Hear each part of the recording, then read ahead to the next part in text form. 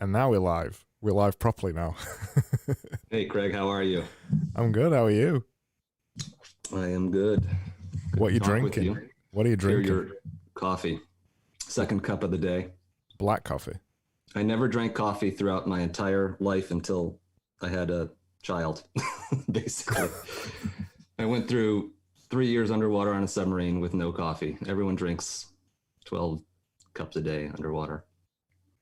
What? Everybody drinks coffee in a submarine?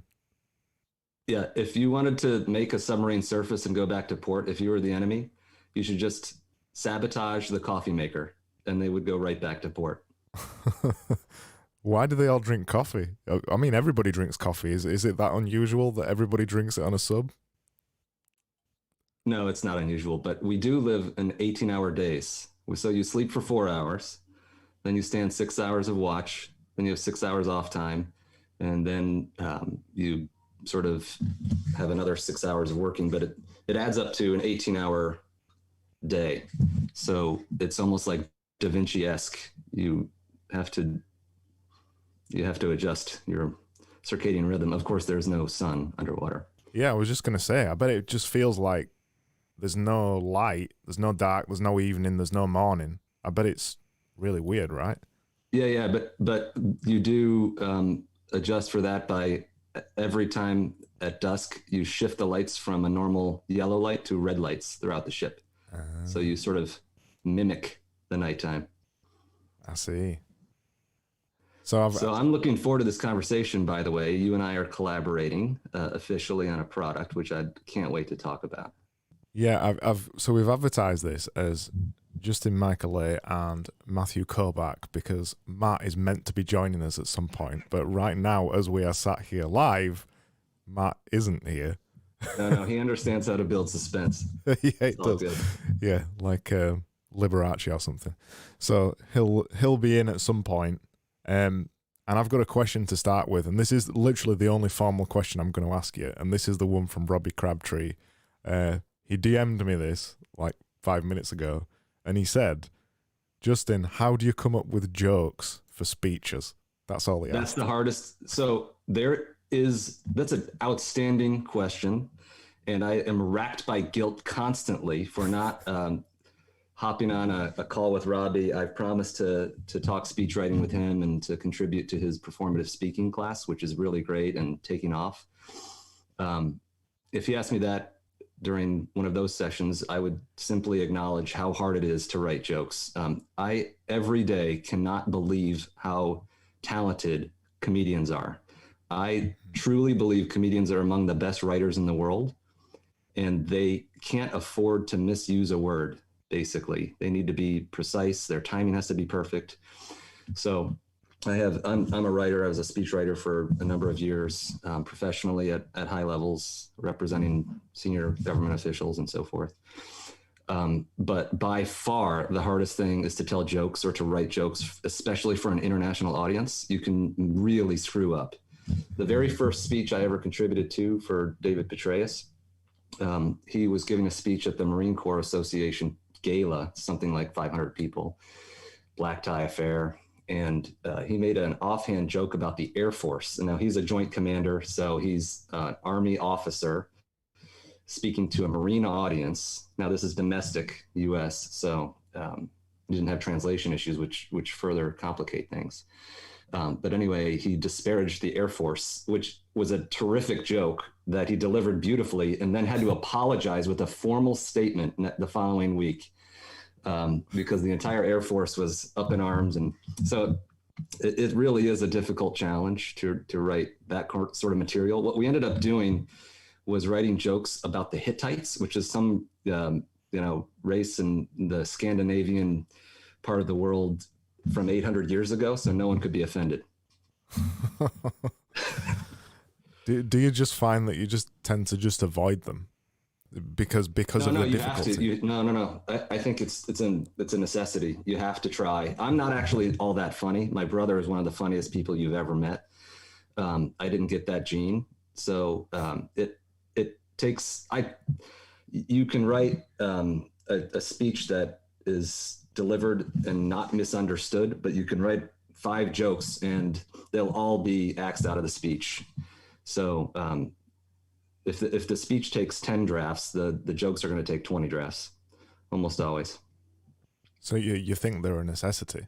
I do. Yeah, you have to keep the audience's attention. I mean, typically what you're trying to do is sort of carry forward a sentiment, not just an argument within a speech. And that mood is often really improved with sporadic humor. I've written a little bit about humor, but again, I'm not the world's greatest practitioner of it. I'm a little bit more serious naturally. I completely agree with you with stand-up. I love watching stand-up, and they are some of the most talented people in general, because they're not only writing the jokes, they're delivering the jokes, and they have such an understanding of everything, of human nature, of the way that people understand topics, not just jokes. I mean, a stand-up act isn't really just jokes. It's massively underselling most stand-up acts. The jokes are just a kind of a delivery method, really. Yeah. I mean, the comedian typically has a moral point of view that they're trying to express. Yeah. And that's actually, not to segue off of comedy, but that's what I do on Twitter. In essence, when I write these big idea summaries, is channel a person's worldview. And typically somebody who's really prolific, like Kobach, already has a point of view that he's trying to express, and he just does it in fresh and novel ways. So it's sort of a similar set of goals for me, is to just try to understand and reverse engineer that worldview that they're trying to get across. And you can't be prolific on Twitter or anywhere unless you've already sort of resolved what that worldview is. And now it can evolve over time. But the people who are the most prolific already really have thought through a lot of these issues. And so they don't have to labor over every tweet. They sort of really know the kernel of what they're trying to say. And new circumstances in their life and in their experiences allow them to express it in new ways and develop it. So you think before somebody become prolific, they need to work out what their worldview is and how they're going to say it, because ultimately you can't stay prolific if that's a hard word to say. You can't stay prolific if you're trying so hard every single day, right? Yeah. And that's how these summaries started. By the way, Kobach just texted. I think he's going to hop on now. So we'll have to welcome him. But these summaries started by my fascination with Jack Butcher on Twitter. He has a very declarative style in the way he communicates. And I wanted to understand how he developed and started and galvanized that style. So I downloaded all of his tweets. And at that time, this is November of 2019, he probably had 5,000 followers. He's probably got 60K now. And already you could tell he was he had established his voice completely at that time. And I thought to myself, and I had done this for a living. I would help people establish their own voices. Now I'm trying to do that on my own these days. That's my fault, sorry. So I'll just finish this. I'll tie this story up.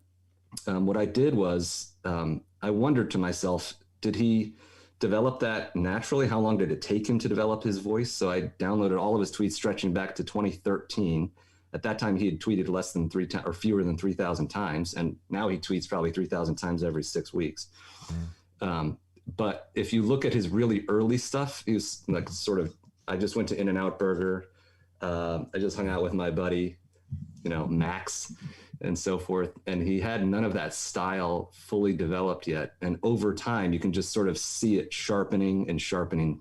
Then it sort of developed a razor edge to it, which is cool. And what I'm trying to get at is the reason now he has this prolific output is because he has constrained himself to this voice that comes naturally to him. It comes from his decade of experience and so forth.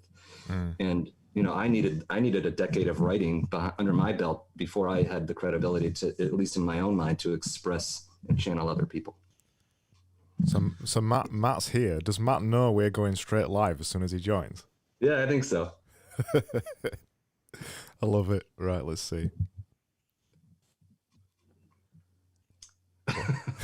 We didn't give him much context on this. I've just pressed admit and is he here? I just pressed admit and he disappeared.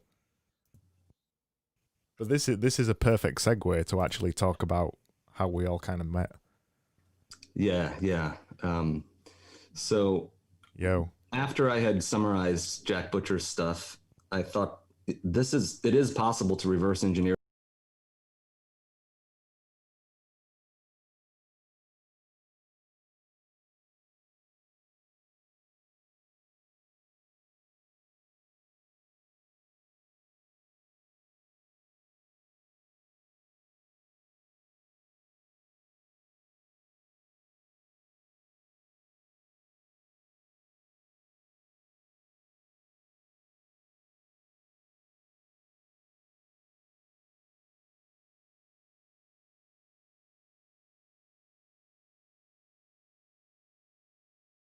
it.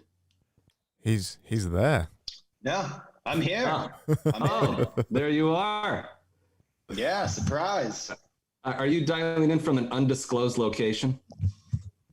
Is it? Yeah. Secret location. I'm in like a closet right now. It's a big closet, but it's a closet. Do you know that we're live on YouTube and Twitter right now, Matt? That's what I've heard. Yeah. Yes. Yeah. I just secret. Yeah, that's why I'm not telling where I am. No one can know. The only thing we're allowed to say is that Matt is not in the United States. He is using the fast flex policy. Yeah, fast flex is great. So how are you guys doing? I joined a little late. What I missed? Good. Yeah, we were just kind of setting the scene a little bit. So I was just talking about Justin. Asked him a question about how he writes jokes. Justin said that he's not that funny. And then Justin started just telling a little bit of the story about how he started on Twitter. And yeah, I want to chime in at that point because I still think you're one of the most fascinating Twitter accounts that are out there. I love everything you do on Twitter, Justin, and summarizing people's tweets and the way that you distill them down and then feed them back is a once in a lifetime skill, and I think it's fascinating, and they're awesome to read as well. So this is the kind of the point, if we were to carry on the story, where I saw these tweets as you mentioned, and I started sending you messages because we knew each other through Visualized Value, Jack Butcher's community, and I was sending you messages saying, man, you need to do something with these tweets. They're these things that could last forever. They could be turned into books. They could be, I don't know, turned into videos, podcasts, anything. And I just kept poking you. I just kept saying, it was months of unrelenting pressure. That's how I roll. So, yeah, and Matt's summary did super well. He has a knack for sort of getting things to spread, great ideas to spread, and he was spreading his own ideas, which is further incentive to do it. And somebody, I think, responded to that thread and said, here's your book. And so there was some structure to it. It takes a little bit of rewriting. A lot of the ideas I try to remain true to the thinker. And in particular, in Matt's case, I literally tried to reverse engineer exactly what's coming out of his head. But then, we sort of sent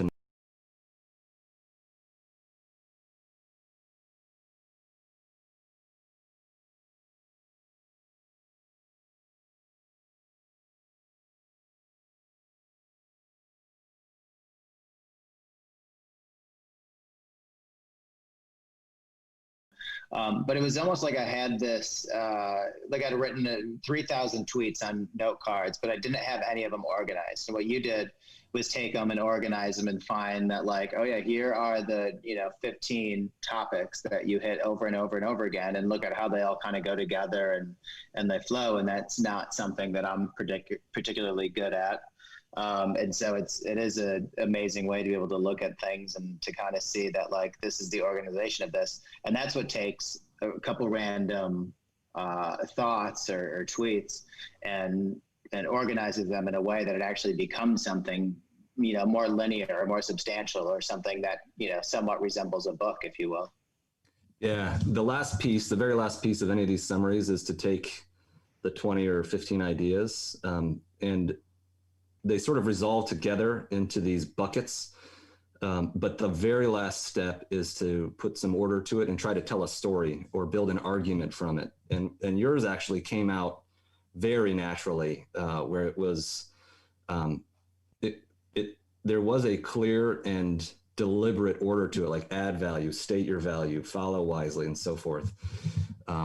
And so that's the very last piece of it, is to make it all like kind of build on itself as each bucket is presented. Yeah. So that also might just mean I'm redundant.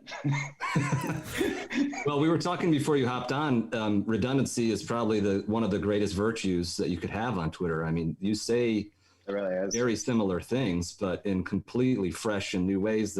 So it doesn't feel like you've said it again, but really you're hammering the exact same point. Mm-hmm. I think 100%.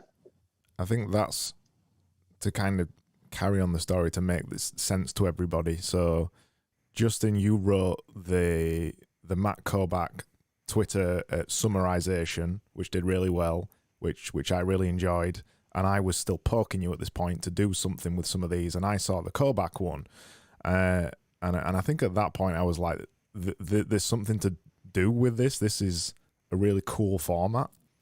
And then at that point, I think I sent you some a structure for it, how it could work as a PDF or something like that, as a downloadable product or something. And I visualized some of them just off the cuff, just quickly to illustrate the idea. And then we started talking about this idea of turning all the big ideas things into something. So every single one that you've done, turn them into PDFs or something like that. And one of us said it, I can't remember who we said it, but we started focusing on the Kobach one because it was so good. And then that started turning into something else. So we made the PDF first of all to test the idea. And then I think you got in touch with Matt, right? Yeah. In fact, I would love to hear Matt talk about that and sort of how that proposal hit you initially, because we've actually evolved it quite a bit. We had the beginning of a format in mind, but even yesterday, it's still evolving. But yeah, I'm eager to hear what you thought about that initial proposal, Matt.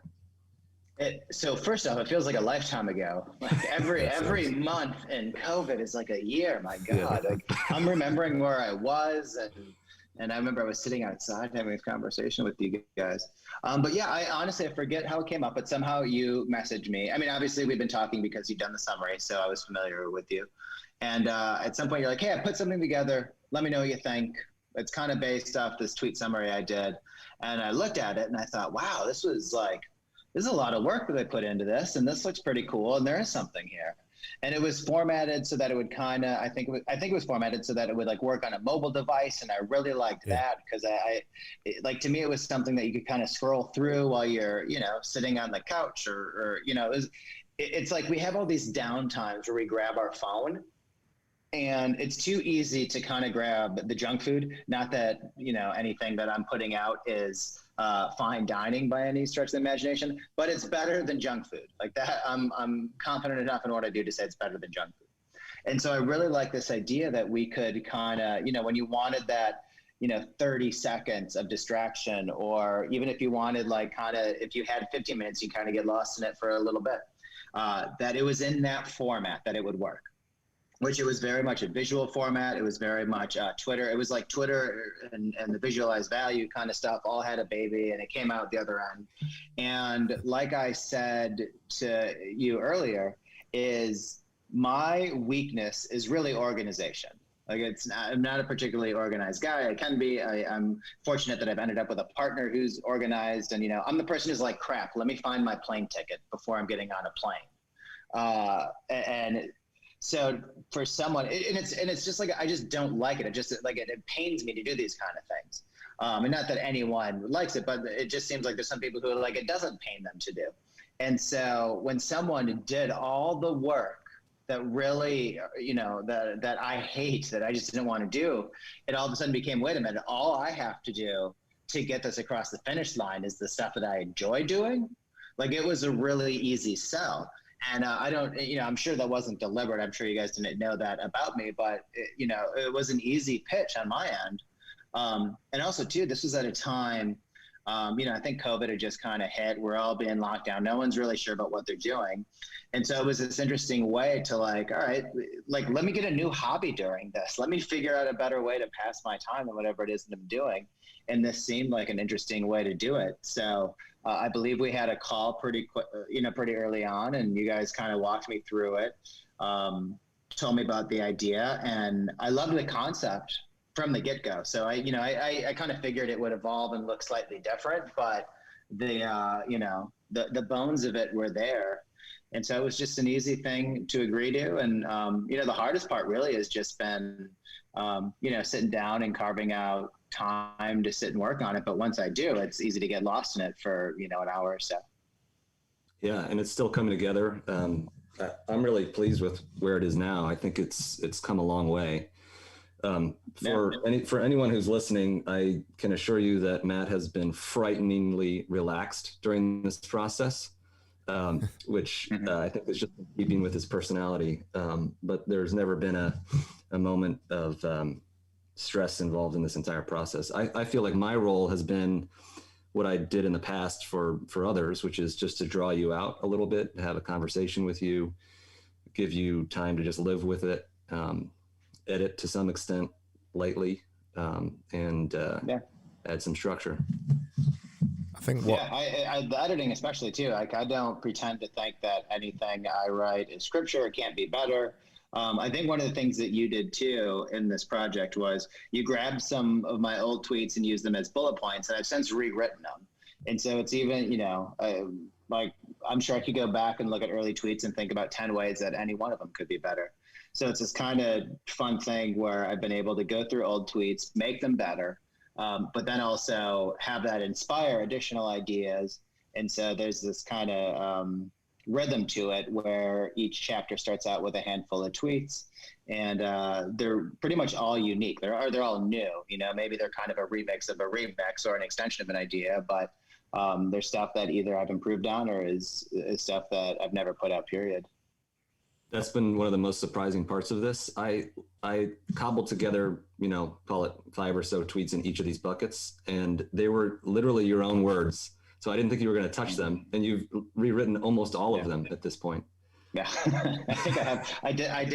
I did some more. I woke up a little early today. I was up at like 7 a.m., which is early for me. I don't know if it's early for anyone else. But I was up at 7 a.m. and like literally just going through, and I rewrote another dozen of them. It's just kind of like, I just feel like they can always be better. And I'm not the kind of person who, lets perfection get in the way. I put out plenty of bad stuff. But it's almost just like, if you recorded a song, I assume, when you were 18 and then you get a lot better at whatever your craft and you record the same song, like it's just not going to sound the same. And so that's kind of how it feels at this point. Like I'm going through and it's like, I don't know that I would write it that way. Let me change this and make it a little more interesting or make it a little more pithy or make it a little more of whatever it needed. Yeah. Sorry, jump in, Craig, and interrupt us, but just one reaction to that, Matt. First, we ought to withhold, I think, the title for the time being until we might be ready. But I do think it would be good for you maybe to reflect on how you've got this section up front, which is much more focused on creativity, content, marketing, and then you're drawn out on sort of a broader into the broader realm and how it applies to life. So to really explain that, the intro, it's really to explain my whole Twitter profile. And so when I decided to kind of do this little, experiment or adventure, whatever you want to call it, I had to kind of find what I was going to say. And really, actually, I don't know, maybe people don't know this story that are listening. When I started on social media, or on Twitter, I started in May of 2019. So not that long ago, it's almost, a little less than 2 years ago. And the reason was I had built the New York Stock Exchange social media following, to millions and millions of followers. And when I started, their social media was really bad. And so I wanted to, so I was able to build it. And I wasn't sure if I built it because their social media was so bad before that any idiot could have built it as long as they were just kind of paying attention to it. Or was it something unique to me? Is there something I did that other people might not be able to do? So I decided to all right, let's see if I can build something from scratch. I'll just use my own brand. I'll use my own Twitter profile. If it works, I get to, who knows what happens? I never in a million years expected this. And if it doesn't work, who cares? No one will know that I had this little failed experiment and that I'm a fraud at the New York Stock Exchange. So I'd kind of taken the things that I had learned from the stock exchange and from really doing this professionally for several years and applied it to my own social media profile. And so one of the things, and I've actually I think I remember writing something like this morning, is if you have a brand and you're writing content or creating content for them, you want to say the things that only your brand can say. That's a really important element to being a brand. And so I was all right, what are the things that only I can say? So I started saying things that you really knew if you'd been doing social media for a decade. And I started saying things about what you would know if you were creating content and what it means to create good content. And, I wanted to cut through. There's kind of a lot of BS in that space. So I started by just kind of cutting through it. And once I got there, you kind of run out of that stuff after a while. And the other thing that I was always interested in was this idea of self-improvement, of human nature, psychology, philosophy. I just been interested in that since I was in, a freshman year in college. I think a very cliche that, you got in and, you have some professor that kind of opens your mind and evokes some kind of passion. So I had that. So I started layering that over the social media. And what I found was a lot of these really big ideas that old philosophers have or that psychologists have or that people in academia have been studying for years, they apply to all these different facets of our life. And so I kind of decided to take these big ideas and apply them very narrowly to either creativity, content, or marketing. And that's when it really took off. It was this let's take this how to live a good life. And really all my tweets are kind of messages to me. But how do we take this way of living the best possible life you can, or to be the happiest as you can, or to be the most fulfilled? And let's apply this to content. Let's apply it to marketing or creativity. And that just happens to be what I work in. You could apply it to leadership. You could apply it to sales. You could apply it to so many facets of your life. But that's the one that I'm working in. And so that's when we did this. That's what was interesting to me. It was all right, so I've kind of blurred these two on my Twitter profile for so long. Let's actually reverse engineer. Let's do it backwards. Let's separate them a little bit, because then once you separate them, you can kind of see the bigger picture here. And that even if content, creativity, marketing isn't what you're interested in, there might hopefully still be some nuggets that you can take out of it and apply it to whatever it is that you're interested in. And caveat, all the ideas in there are ideas from people who are much smarter than me, who have thought about this much harder than I have. But it's all out there. And it's just if anything, I'm kind of like a curator of it. I think that idea is fascinating. And that's one of the points I wanted to touch upon about this idea of remixing things that's already gone before you. Because what we're looking at right now is actually multiple levels of that. So we're looking at Matt Kobach's content that's been remixed from other people, like you said, that you said smarter than you. And then we've got the next level down, which is Justin's content, where he's taken your content, which is a remix of your remix. And then we've got the final level down, which is the thing that we're working on right now, which is a remix of a remix of a remix. Mm-hmm. And there's endless levels to this. And this is what makes content creation so exciting, that there's just endless ways to remix things that have already been said for different markets, for different niches, for whatever. I think that's really exciting when you realize that, and it's just poof. Yeah. It's a lot of this stuff too. And it's about putting maybe these ideas that don't necessarily seem like they go together. Like that's like, I think ideas mostly is about ideas now, since I think they've all been kind of had. It's about putting different ideas together, and all of a sudden now it creates something new and unique. I was legitimately thinking about this morning while working on it, that it's like the best way to steal ideas is to steal so many and to put them all together, and then, mix them all up, see what's left, and kind of scrape off the excess stuff. And all of a sudden, somehow it's a new idea when you present it to the world. Yeah, just taking the best bits of something that maybe wasn't even realized to its full potential in one place, putting it somewhere else, and suddenly you've got something that's even bigger than the sum of its parts. That's really exciting.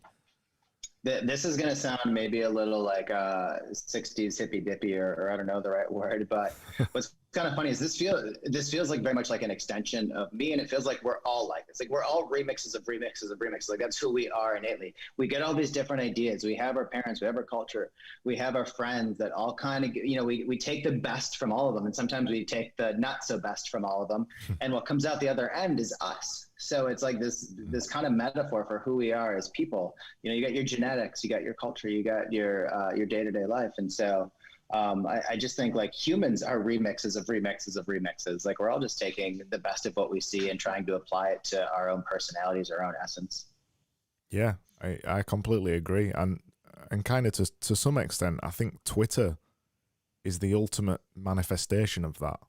It's baked into it, that the idea of retweets and the idea of sharing people's content. And now a lot of people are doing the kind of permissionless apprentice type thing from Jack Butcher, and Justin's doing his thing. There's a lot of this going on Twitter, and to some extent, some of the things that Gumroad are doing are trying to promote that. There seems to be a big push for that kind of attitude, and I think it's amazing. The fact that we're all sat in 3 completely different locations, separated by thousands of miles, and the fact that we randomly just met through one thing on the internet that's come to this point right where we are right now, which it does sound hippie, but I'm going to say it. It's the serendipity there that the internet and Twitter and all of these things coming together has allowed is amazing. And I don't think that could have happened at any other time than right now. Yeah. It occurs to me that there's the trite expression, every company is a tech company. I think there is an addendum to that needs to be added. Every company is a company of creators these days. And Gumroad is sort of taking the attitude that Gumroad itself is built by creators only. I think Sahil has now decided to only hire people at Gumroad who are already Gumroad creators. And I think a lot of companies are going to move in the direction of sort of the morning brew or the fast, where people are personalities and creators through and through. Yeah. It seems like a no-brainer for me for companies to do that. Every podcast I go on, I mention that. They kind of ask me what the future is or what I think people miss. And it's like, why would you not make every one of your employees an advocate? Why would you not want, like, they're talking about you, whether it's on social media or it's not on social media, they're talking about you. And if on social media, at least you hear it, at least you see it. And now you get all the benefits of it too. It used to be like, you'd only get the negatives of it, like, or like at the best it was even. So, putting up employees and setting them up to be advocates for your company is just so powerful. Why is it still not widely done? I'm willing to bet that it will change very much so for startups. I don't see big corporations doing it anytime soon. I just think it's corporations and startups I think they're 2 different animals. One is you have to be corporations survive because they're risk adverse, or at least the people in corporations survive because they're risk adverse. You get up to a certain level, and this isn't every corporation, but it's most of them, where you don't want to rock the boat. Kind of no news is good news. You're plodding along. You can show that you've done X, Y, and Z, and that it's been, whatever, successful. What you don't want is some big idea that costs a couple $1 million that completely fails. That now the CEO is asking, why are we in the news for this? Like, that's what you want to avoid as an employee. Where if you're in a startup, you need those to get attention, and you can handle a few more misfires and a few miscues, and even the miscues are kind of good because you're in the news. So it's just a different appetite for failure that has to do with the size and the people that are in the company.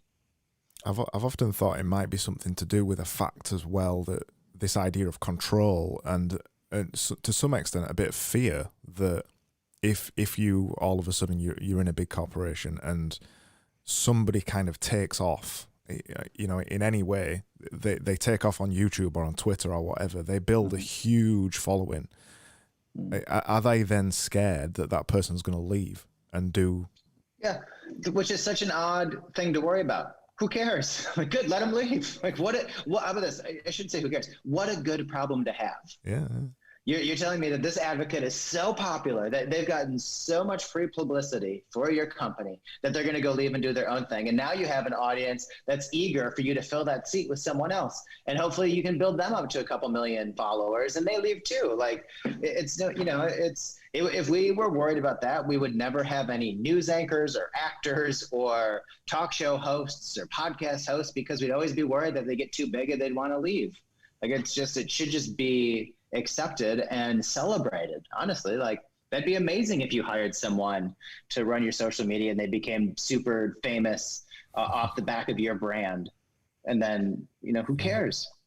Who cares? There's an adjacent topic to this, which is what we're doing, the three of us. I mean, we all have full-time jobs and we're collaborating on the side on a sort of a passion project that all three of us come at it from three different angles, from three different parts of the world, and have a diverse set of views that are sort of collaborating and producing something, creating something new in the world. And I don't think Dom is coming over the top rope to you, Matt. No, he's one of with my current job, one of the things that I said even before I started it is I was like, I want to be an advocate for this company. I want to post about it. I want to talk about it. I want to be very public.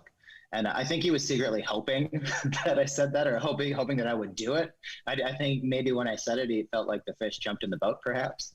But to me, I want this to be an extension. Like, I want, it took time to build this. It took effort to build it. Like, all right, let me, let's kind of point this audience in a certain direction. And right now, like, that certain direction is what I'm doing at Fast. And soon it'll be what we're releasing here on Gumroad. But I've got an audience, let's use it. And I don't mean to take advantage of it or anything, but I've got people who are going to look when I, point the camera a certain way. So let's give them something to look at. I think we've kind of teased it a lot. I think we should kind of say formally kind of what it is. How much are we prepared to say? How about this? I'll start very generally, and then we can see how much you guys want to add to it. Okay. Go on. So the idea started. So we already talked about this a little bit with that first draft of what was sent over, and said, Matt, do you want to do this? And I said yes. And what we found is through a couple iterations, we found, I think, 18. We're at 18 right now, different chapters, for lack of a better term, that we'll call them. That some of my tweets just kind of fell in one of these 18 buckets. And so the original plan was to take, a handful of tweets that had already been written, and then kind of have an explanation about them, and then have a illustration, a visualization of the concept. And we've since edited it down to be a little more delineated between, this is the stuff that talks about content marketing and creativity, and this is the stuff that talks about life. So right now there are still 18 chapters, and there are 5 essentially tweets. They're kind of bullet points, but they're written no longer than a tweet. They're all new, that kind of help look at this concept through the eyes of marketing. And then there's a longer explanation, an essay, 300 to 500 words, maybe, I haven't actually counted, of an explanation of what this has to do with life. And then there's a visualization of each one of these ideas. Yep, that pretty much sums it up. That's good. Okay. And I'll add a couple of things to that. One thing that I think I would want people to know about this is it's written in a conversational style that shows a lot of respect for the reader. In other words, it's meant to be concise. 300 to 500 words is, I think, better when you're talking about how it applies to a broader set of beliefs or to life itself than maybe 1,000 or 1,500 words. I think what we want is the readers to be hanging on each paragraph of that chapter, that larger explanation. What we did was remove the constraint, in other words, of 280 characters, and let's just reflect. Let's take a little time to reflect at length, but with respect to the reader. Yeah, I think that's a fair. It's like tweets. If I didn't have a limitation on tweets, but I still wanted to be as concise as possible. Exactly. And then this is not a book. In other words, it's not a full-length feature, 100K word book. I think it's the beginnings of a larger project potentially. But I want to make sure that we set expectations appropriately. Yeah, it's essentially a very short book designed to be read mobile first. That is the whole idea behind it, which I think is quite exciting. It's quite different. That the whole project, the whole idea, has been designed from the very beginning to be consumed from a mobile device. Basically, that's the whole idea behind it. Yeah, and I would say this has been, I want to put a proviso out there for any creators. Matt, you're already prolific on Twitter, and you have a lot of these thoughts organized in your head. And yet, this has taken us months to sort of work through the material, to understand where the format should go. And I think it's taken time with it and then time away from it for months now to get to this stage. Yeah, certainly. It's one of those, you didn't really understand the format till you started kind of writing it and saying like what it actually looks like on, on paper, and it definitely changes, and time away from it helps and time on it helps. And so, yeah, it's a process to create stuff. Go figure. We should leave it at your discretion, but have you invited anyone to add forward or anything like that to the I have, but I can't give away everything. But there is, if you are on Twitter, you definitely know this person. He has very graciously agreed to write a forward, and I'll probably tease that out before we release it. But I'll save something. You guys got a whole bunch of information today, so we'll save something for next time. But it's definitely someone that you know of if you spend any amount of time on Twitter, kind of in that world that the three of us are in. I think a nice way to finish it would be to just spend a couple of minutes, if we haven't already hit this, that kind of inspiring people that to be able to reach out to anybody on Twitter. Basically, this project almost exclusively came out in the beginnings of Twitter, of just in reaching out, and I really want to stress to anybody who's thinking about, they've got an idea for somebody, that in the day and age that we're in now, I don't think anybody is out of reach in the world that we're in. Yeah, and I think... Completely agree. Oh, sorry, go ahead, Matt. No, I agree. Yeah, I would say this goes along with one of the cornerstone concepts in the book, which is add value. And so part of, I think, reaching folks who you might want to work with is sheer hard work and putting in the time to give them something. If you're going to ask for even the smallest thing, I think it's incumbent upon you as the aspiring creator, if you will, to go deep into whatever the material is, absorb it to such an extent that you have channeled whoever you're want to work with in a way that's perfectly self-evident. And, just reflecting on my own last year, I think I had 200 and some odd followers, maybe 15 months ago, and I don't have anywhere near the audience that Matt has, but it took a lot of work, frankly, in the last year just to sort of get in people's heads and then offer something to the world out of it. So I agree with your initial point, Craig, that you really can reach anyone. And it's astonishing to me, frankly, that we're working as a collaborative trio here. If you had said in November of 2019 that we'd be doing that, I would say that's impossible. Yeah, I agree. And it wasn't even until this year, and until everything turned upside down and we live in this world where time lasts forever, that I'd even started speaking to anybody outside of the UK. So this is an even bigger step for me. That I talk to everybody. I could talk to anybody from all around the world on my podcast every week now, and it's only taken 11 months or something to change that for me. By the way, have you been hired by the Call Map yet? I think you should be sort of the narrator for the Call Map. I've just got a typical accent from where I am. It's just the North accent, the Game of Thrones North accent. That's all I've got. Just get Jon Snow instead, but he probably costs more. Yeah, he costs more. Yeah.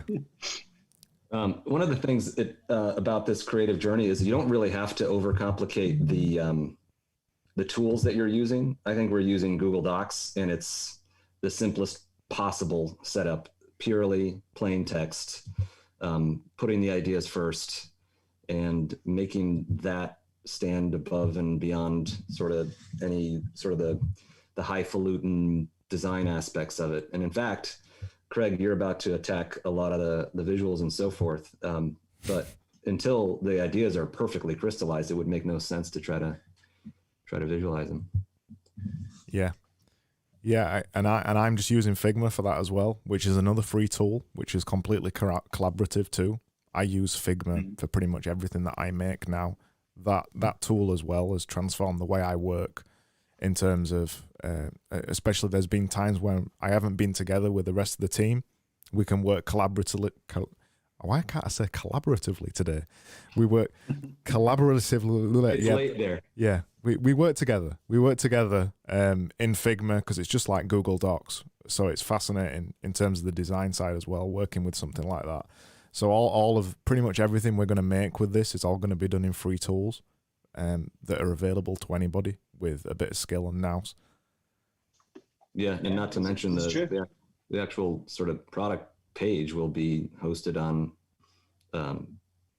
a fairly straightforward creator platform on Gumroad. Yeah. Anyone can do this, guys. If us three idiots can do it, anyone can do it. Right? Great way to end it. If us three idiots can do it, anybody can. Have you got any final thoughts, either of you, before we switch off and go do stuff? I'm not going to top that one. Yeah, I think that's a foot stomp. Yeah, we three idiots. Well, we are. I think we haven't talked about the sort of the release date. I think we probably should hold that in reserve as well, in case the wheels fall off the bus for any possible reason. But I think we're on track. For a future. We're on track. We're definitely on track.